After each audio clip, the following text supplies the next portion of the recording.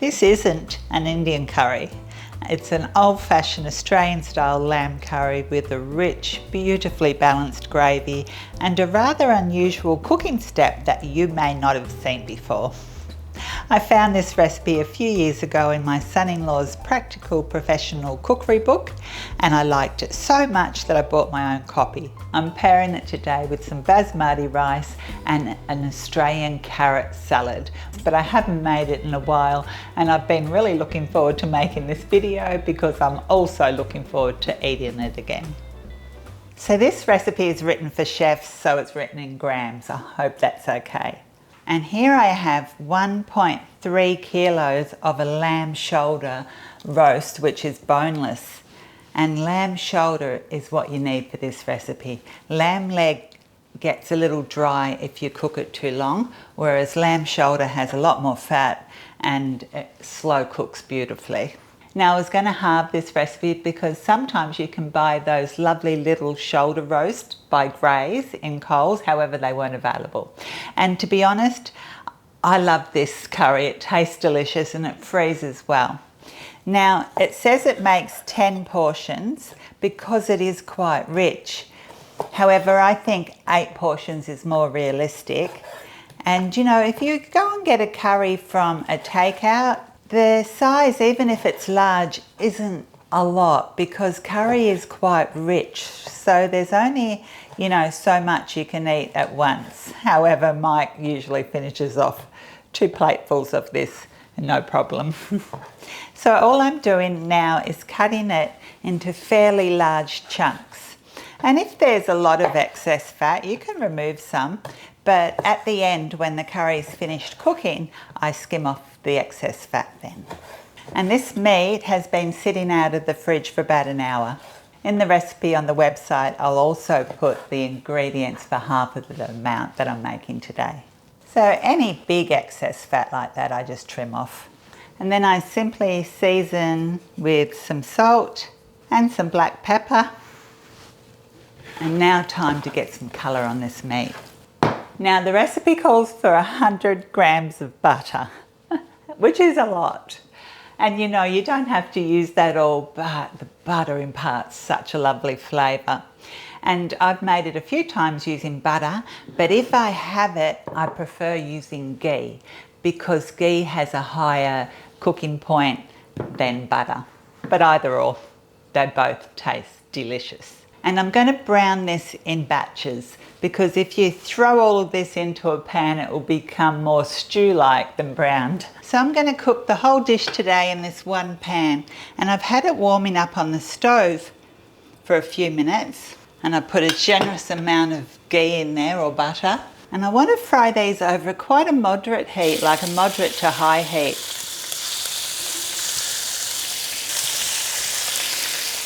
I might be able to do this lot in 2 batches. Now I'm not going to turn them, I'm going to leave them sizzle for a few minutes. And every now and then I'll just turn the pan around a little bit because every stove, even this induction one, has a hot part and a colder part. So that's been about 4 minutes and I'm starting to get some lovely colour. And you know, it's over quite a high heat. It's 8 on my induction hob. But you know, you can turn it down if you're using butter and you feel like it's getting a little burnt. So that's been about 8 minutes in total. And there's some lovely colour on the lamb. So with a slotted spoon, I just remove them to a plate, add a bit more ghee and the rest of the lamb. I'm often surprised when I see people browning meat in videos when I watch them. I feel like they don't brown them enough. Never be afraid of browning meat, getting ready for slow cooking. It actually imparts so much flavour in the finished dish, and this is the only opportunity you get to brown the meat. And when all the meat is browned, put it all back in the fry pan.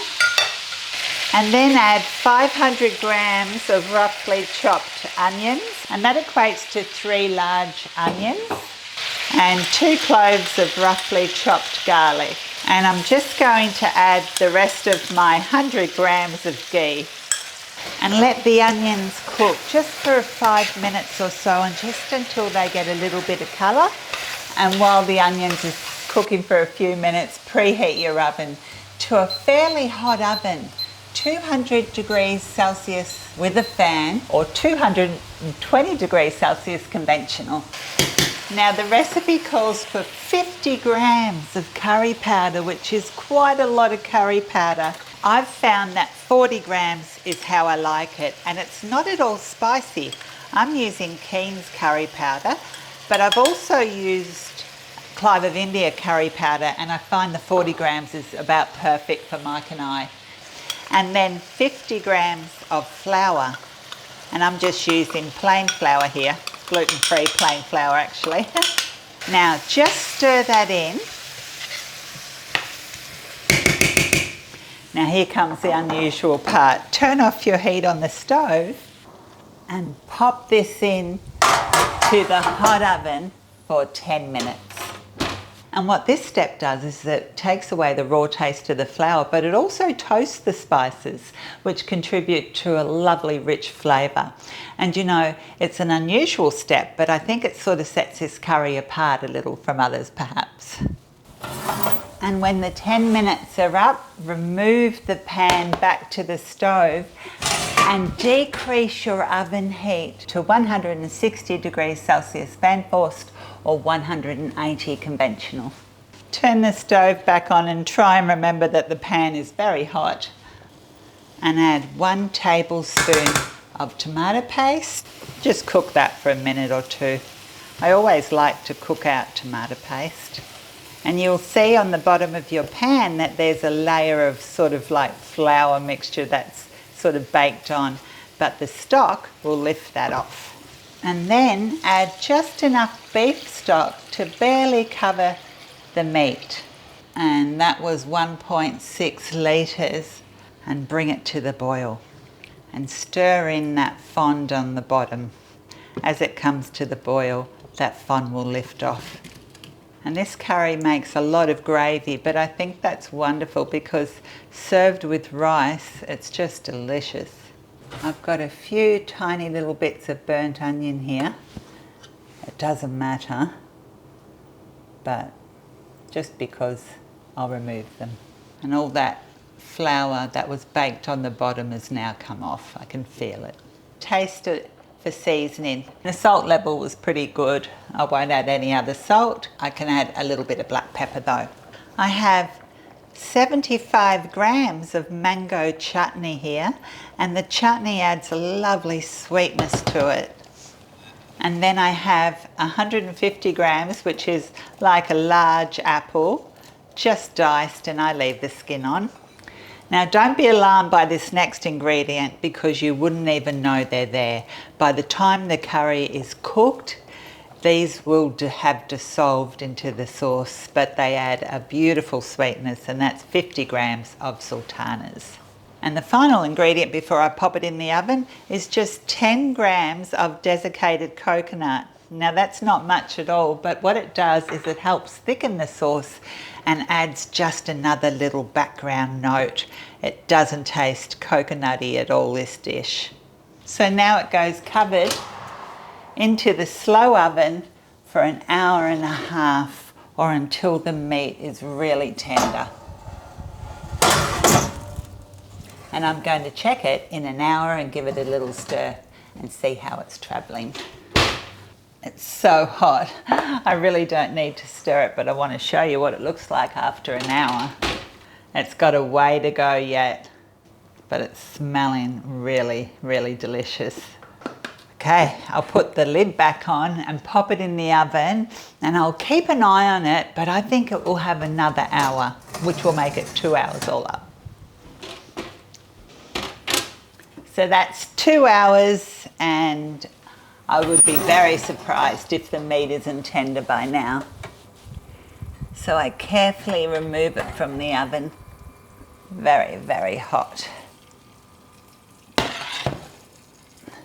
So the first thing I do is you'll be able to see because it hasn't been moving any visible fat. You don't want to remove it all because fat is flavour, but just the excess. And I find the easiest way to do that is have a bowl of water and just dip my spoon in water every time I put some excess fat in there. But lamb shoulder is a bit of a fatty meat, so there will be some fat, and that'll do. Now I'm going to turn the heat back on, remembering that this is hot. And I want to check a little bit of meat for tenderness, and I can squash it with a fork. So that is definitely tender. And there is so much gravy.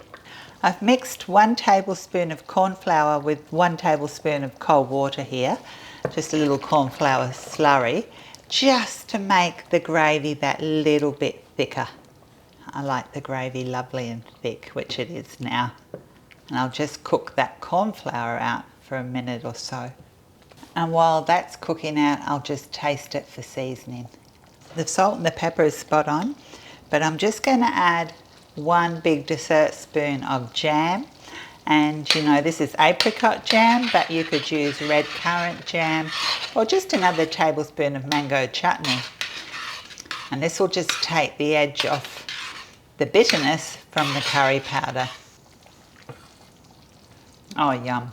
That is so yum. And now to serve it up. Now a nice way to serve it if you have the bowls is to put some curry in a bowl, some rice in a bowl, and if you're having a little salad, a little bowl of salad. So lovely, this gravy.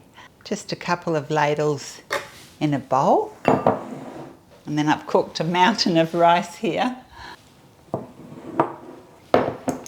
And I've made the carrot salad, which is also another old-fashioned recipe that I've actually got on the site, so I'll put that link in the video description, and it just pairs beautifully. It cuts the richness a little bit of this dish.